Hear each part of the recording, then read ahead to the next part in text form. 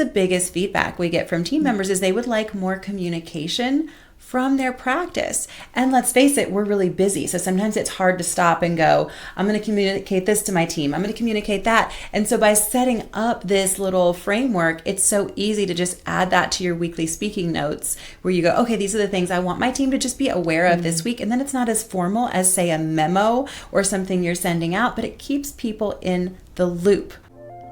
Welcome to Success Confidentials. 9 minutes every week that'll level up your practice. If you're a healthcare visionary obsessed with patient experience, team culture, marketing, and growth, you're in the right place. We are too. We're Lauren and Christine, the patient whispers. We worked together for 4 years as leaders in a real premium practice. We did not play in the traditional healthcare sandbox and believe human emotions drive all success, and it really, really worked. We grew our cash pay practice an average 60% year over year. And on social media, we grew our followers from 1,000 to 14,000 in just 2 years, generating millions in annual revenue from social media alone. So now we're out here sharing what made us wildly successful so you can be too. Let's have some fun. Let's dive in. Today we're talking about something that was one of my favorite things we did in practice, and it really made a difference on our team. We're talking about the huddle. This can be weekly or monthly meetings with your entire team, or it can even be broken up into different departments, different teams within your practice. My favorite format is that weekly huddle within your team, where it's just a quick 15-minute time to really align, and then to have a monthly huddle with the entire practice that might be a little longer, like maybe 30 minutes. That was my favorite format. You did such a great job in practice with your team, bringing them together weekly and creating such an exciting culture around this weekly huddle as well, which is sometimes really hard to do as a leader. It took time, it took intent, but once you have a system and once you know what your point is and what you're going to include in this time, it becomes really easy to set up. And for me, the number one priority was communication.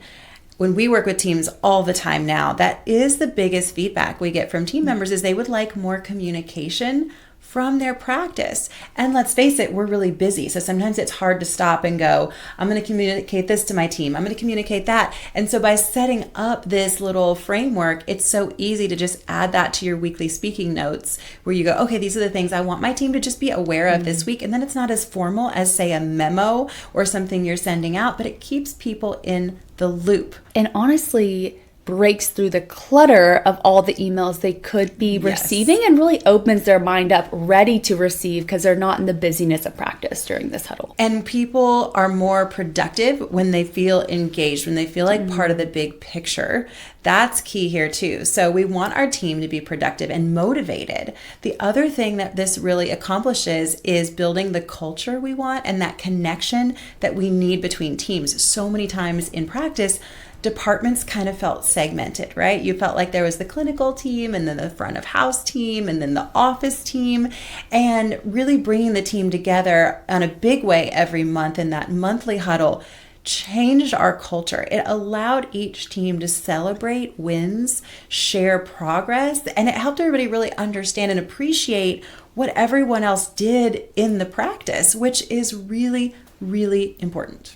When we're talking about culture and connection, one thing Christine did that changed the game in our practice around these monthly huddles or weekly team huddles was bringing humor to it. She did such a great job. Tell them how you did that. I mean, I'm a big believer that we spend more time at work than we do at home. We need to enjoy it. If it is just all business, we're going to burn out and our team's not going to feel connected to our mission. So for me, humor was a big part of that, to just really lighten the mood and say, hey, we're here to work, but we can also have a really good time. So for us, it was a small huddle every week. There were about 5 of us that were what I considered the sales team. So it was the patient counselors, the patient concierge.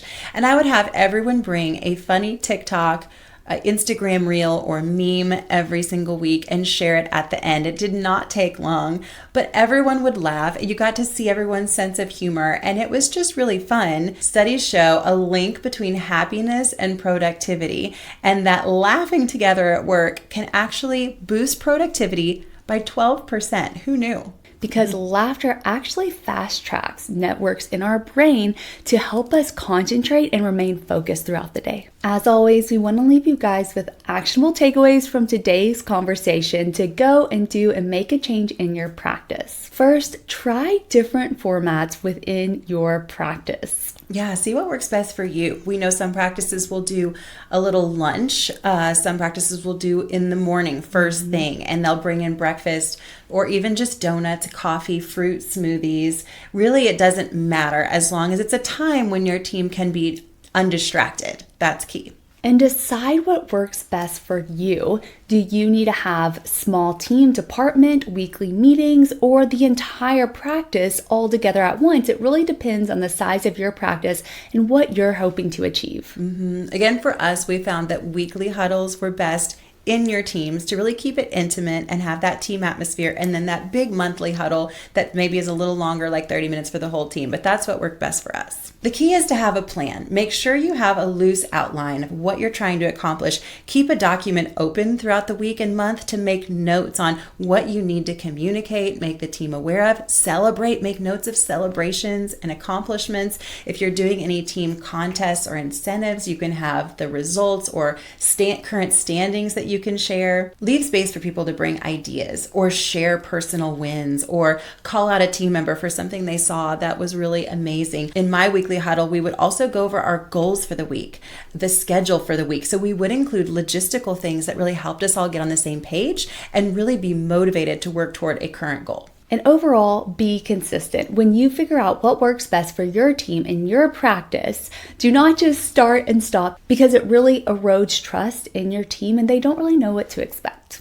If we can help you with anything related to today's topic, use the link to schedule a free 30-minute synergy session just for new practices. For our existing practice clients, you already know where to find us. Now we want to hear from you. What resonated? What other topics are hot for you right now? We want to know all about it in the comments. We're just a comment away, so if you have any questions, we personally respond to all comments and DMs. If you're not subscribed yet, make it easy on yourself to see new episodes and reference topics that are helpful by hitting the subscribe button.